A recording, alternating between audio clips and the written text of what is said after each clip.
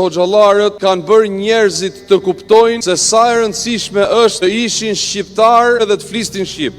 Për njerëzve të parë që ka hedhur idenë se Shqipëria tani më duhet ishte shtet që duhet fitonte mëvetësinë e saj, ka qenë hoxha i nderuar Hasan Tasini, i cili ka patur titullin më të lartë perandorak të intelektualëve, ku ai ka qenë rektor i Universitetit të Stambollit, njeriu i parë që ka hedhur idenë se shqiptarët duhet ta dinë ta lexojnë dhe ta shkruajnë shqipen. Dhe ai ka qenë hoxh prej ideatorëve të mëdhenj të ndërtimit të alfabetit shqiptar. Ka përmendur se shqipja nuk duhet flitet me gjuhën, po me shkronjat perse, arabe, greke, por duhet kemi një alfabet i cili i përkon kësaj gjuhe. Të ngritur këtë flamur kanë marrë pjesë 27 musliman. Prej tyre 3 hoxhallar, të cilët kryesoheshin nga hoxha i nderuar Vebi Dibra. Të gjithë hoxhallarët pas kësaj deklarate pavarësie kanë qenë ata të cilët e kanë mësuar popullin shqiptar të flasë, të shkruaj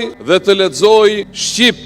Në trojet e Kosovës, ku serbët paguanin që shqiptarët të mos flisnin shqip, të vitit 1941 komuniteti musliman shqiptar dërgon 12 hoxhallar, të tregojnë njerëzve se është e rëndësishme që ata të flasin, të shkruajnë dhe të lexojnë shqip, sepse kështu ka Allahu që ata të jenë, padyshim të ruajmë fen tonë. Hoxhallarët tanë që në ata që në xhamia u kanë mësuar njerëzve të shkruajnë, lexojnë shqip, aq sa që doli shprehja aty ku ka xhami, ka Shqipëri.